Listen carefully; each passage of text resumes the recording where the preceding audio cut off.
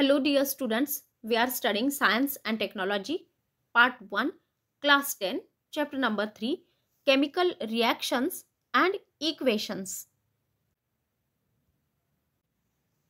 Students, in today's video, we are going to study balancing a chemical equation. Now see, in this, complete the table aside on the basis of equation 9. Now students, this equation 9 is given on the last page. So for your convenience, I have written in front of you the equation number 9 is AgNO3 plus NaCl. It gives AgCl plus NaNO3. Okay, so by using this equation, we have to complete the table. See what is given in the table. Elements Ag, that is silver, nitrogen, oxygen, sodium, chlorine. Okay, all these elements are given. Reactants left side. Okay, left side means at the left side of the arrow.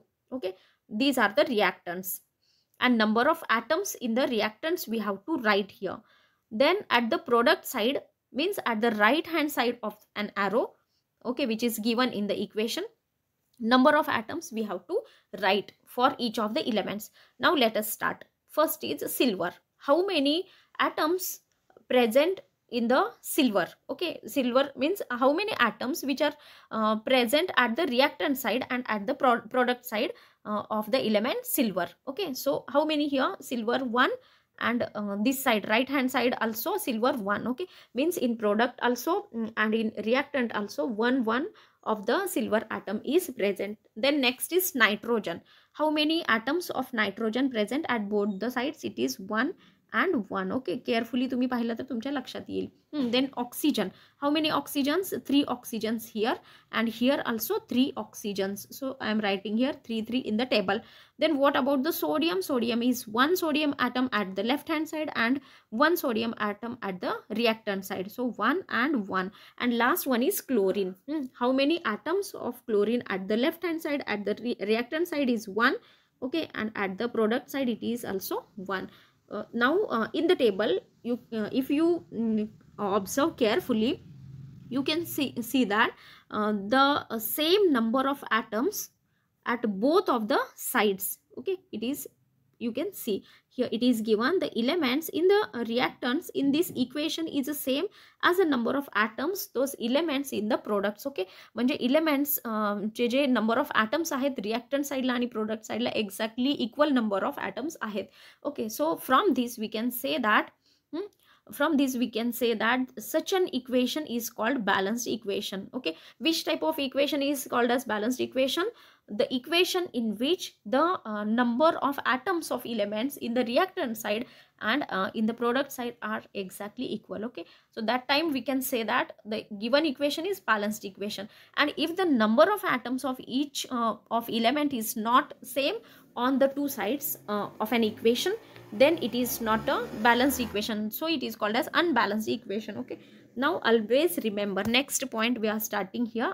Always remember, in any reaction the total mass of each of the element in the reactant is the same as the total mass of each of the respective elements in the products. This is in accordance with the law of conservation of mass that you have studied in previous standard. Students, in the 9th standard we have studied what is meant by the law of conservation of mass. Means total mass of each of the respective element at the product side and at the reactant side are exactly equal.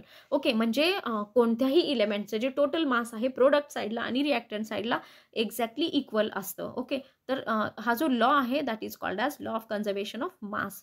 Okay, now steps in balancing a chemical equations. आता आपण पाहिलं what is meant by balanced chemical equation. Now we are going to study that is steps involved in balancing a chemical reaction. Okay, म्हणजे एखादी जर reaction आहे तिला balance करायचं असेल तर काय स्टेप्स असायला हव्यात. Okay, a chemical equation is balanced step by step and trial and error. कोणती मेथड इथे आपण यूज करतो केमिकल इक्वेशन बॅलन्स करण्यासाठी? Trial and error method. Okay, now consider an example. We are going to take an example for balancing chemical reaction. So word equation is given here. Sodium hydroxide plus sulfuric acid, it gives sodium sulfate plus water.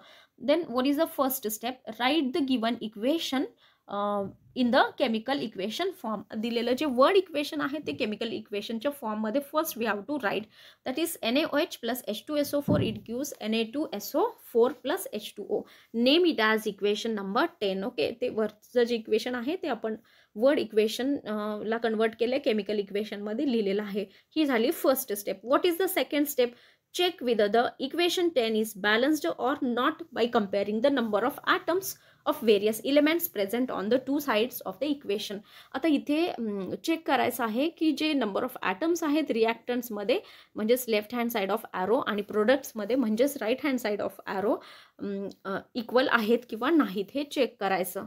Okay, त्यावरून कळणार आहे की equation balanced आहे किंवा नाही. Okay, so first consider sodium. Take sodium element. How many number of atoms at the reactant side? It is 1. Okay, and product side it is 2. Then oxygen. Oxygen here 4 plus 1 is 5, and at the reactant side means at the product side also 5.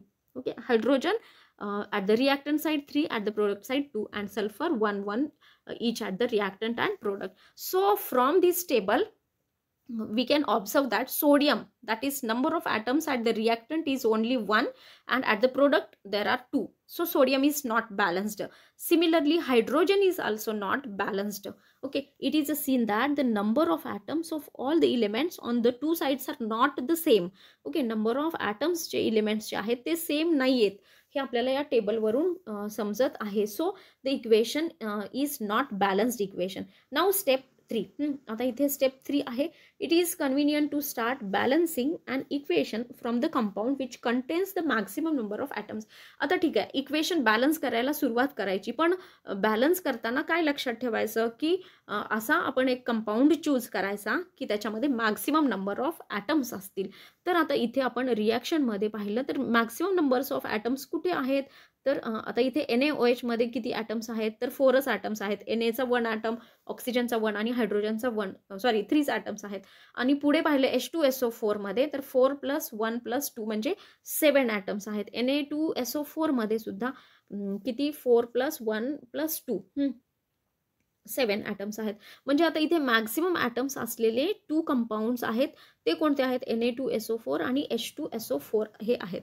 मग त्यानंतर आपण compound तर components choose केले की कोणते maximum atoms कोणामध्ये आहेत त्यांनाच आपण बॅलन्स करायचं. पण त्यांच्यामधल्या कोणाला बॅलन्स करायचं की ज्याच्यामध्ये म्हणजे असा इलेमेंट चूज करायचा की ज्याच्यामध्ये लेफ्ट आणि राईट हँड साईडला म्हणजे रिॲक्टंट्स आणि प्रोडक्ट्समध्ये अनइक्वल नंबर ऑफ ॲटम्स आहेत. तर याच्यामध्ये आपण सोडियमला चूज करू शकतो. Okay, because sodium okay here at the reactant side 1, at product side 2. Okay, तर मग याच्यामध्ये आपण कशाला चूज करूयात? तर select the compound Na2SO4. Further select sodium for balancing as the number of atoms of sodium in this compound is unequal at the two sides. Okay, on the two sides. म्हणजे आता आपण इथे सोडियमला consider करूयात. Okay, so number of sodium atoms. Okay, सोडियमचे जे number of atoms आहेत ते आपण इनिशियली आता इथे रिॲक्टंट्समध्ये किती आहेत? सोडियम 1 आहे. ओके, आणि इकडे प्रोडक्टमध्ये Na2SO4 मध्ये आता हे जी रिॲक्टंटमध्ये आहे ना तर हे NaOH मध्ये किती सोडियम आहे? 1 आहे. आणि रिॲक्टंटमध्ये इथे Na2SO4 मध्ये हाऊ मेनी सोडियम ॲटम्स? 2 आहेत. तर तिथून आपण ते घेतलेले आहे रिॲक्शन वरून. ओके, आता इथे तुम्ही लक्षात घ्याल की रिॲक्टंटमध्ये 1 ॲटम आहे सोडियमचा, प्रोडक्टमध्ये 2 आहे.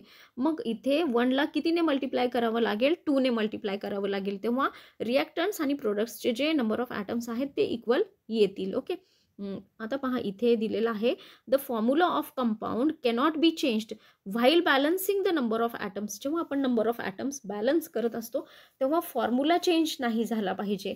It means that here to make the number of sodium atoms in the reactants as 2. म्हणजे इथे सोडियम ॲटमचा जो जेव्हा आपल्याला ते रिॲक्टंट्समध्ये जे 2 लिहायचं आहे तर ते इथे Na2OH असं लिहून चालणार नाही. तर ते कसं लिहावं लागेल? Factor 2 will have to be applied to NaOH. म्हणजे NaOHचा फॅक्टर म्हणजेच त्याच्या प्रिफिक्समध्ये म्हणजे ट्वाईस NaOH असंच आपल्याला घ्यावं लागणार आणि मग इक्वेशन लिहावं लागेल. So equation will be like this. आता हे इक्वेशन अशा पद्धतीने आपण लिहिणार. Twice NaOH plus H2SO4 it gives Na2SO4. कारण आता 2ने इथे मल्टिप्लाय आपण केलेलं आहे. ओके, इथे तुमच्या लक्षात येईल. देन नेक्स्ट आता याला आपण 10 डॅश इक्वेशन नंबर, म्हणजे बाकी पूर्ण इक्वेशन आहे असंच आपण लिहिलं इक्वेशन नंबर 10. फक्त इथे आपण काय चेंज केलेलं आहे की जे NaOH आहे रिॲक्टंटमध्ये त्याला 2 ने मल्टिप्लाय केलेलं आहे. ओके, इथे तुम्ही पाहाल हे 2. नाव नेक्स्ट स्टेप म्हणजे याच्यामध्ये पुढे आपण काय check with the equation 10 dash. Okay, हे जे 10 डॅश आहे इज बॅलन्स्ड ऑर नॉट. आता ते बॅलन्स आहे की नाही हे पाहण्यासाठी परत आपण असा टेबल तयार करावा लागेल. सो Na इकडे 2 आहे प्रोडक्ट साईड रिॲक्टंट साईड आणि प्रोडक्ट साईड 2 बॅलन्स्ड. ऑक्सिजन, आता ऑक्सिजन पहा इथे 1 oxygen plus 4 oxygen means 5. Sorry, आता इथे 2 ने मल्टिप्लाय केलेलं आहे म्हणजे ऑक्सिजन आता इथे 2 प्लस 4 मीन्स 6 ऑक्सिजन. आणि at the product side how many oxygen इथे 4 प्लस 1 म्हणजे 5 oxygen. Similarly hydrogen, how many hydrogens are there 2. 2 plus 2, okay, that is 4. And at the product side how many hydrogens only 2. And sulphur is same at both the side 1. तर अशा पद्धतीने आपण हा table तयार केलेला आहे.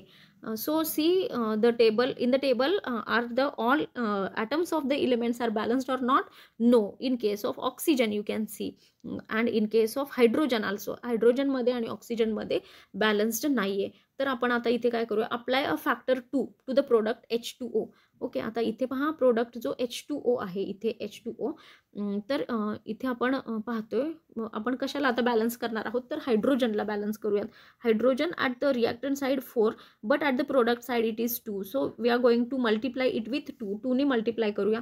म्हणजेच आता इथे जो प्रोडक्ट साईडला जो H2O आहे त्याला आपण 2 ने मल्टिप्लाय करू शकतो इथे दिल्या पद्धतीने. Okay, here number of atoms of hydrogen initially 4 आहेत. NaOH आणि H2SO4 या दोन्हीमध्ये मिळून नंबर ऑफ हायड्रोजन ॲटम्स आहेत 4 आणि प्रोडक्टमध्ये H2O मध्ये 2 आहेत. तर तिथे आपण 2 ने मल्टिप्लाय केलेलं आहे. So now they are balanced 4 and here also 2 to जा 4. आता मग ही रिॲक्शन लिहायची कशी, तर ओरिजिनल जी रिॲक्शन आहे त्याला फक्त इथे 2 ने मल्टिप्लाय करायचं आणि मग आपली कोणती रिॲक्शन मिळेल 10 double dash. Okay, this one will be the reaction. So here it is written that applied 2 to the product H2O for balancing the equation 10. Now write the resulting equation 10 double dash. आता हे आपण equation असं लिहिल्यानंतर check the equation 10 double dash is balanced or not. आता आपण पाहायचं same अशाच पद्धतीचं टेबल तयार करून, तर मग त्या टेबलवरून आपल्या लक्षात येईल की yes the equation chemical equation is balanced. Okay, it is balanced. Now step 4, write down the final balanced equation. आता हे बॅलन्स केलेलं इक्वेशन आहे ते फायनली असं लिहिणं. ओके, म्हणजेच बॅलन्स्ड इक्वेशन तयार झालेलं आहे आपलं. तर in this way a balanced equation is obtained from अन unbalanced equation by applying proper factor to appropriate reactants or products so as to balance the number of each element in steps. Okay, so in this way students, today we have studied how to balance the given chemical reaction. Okay, thank you students.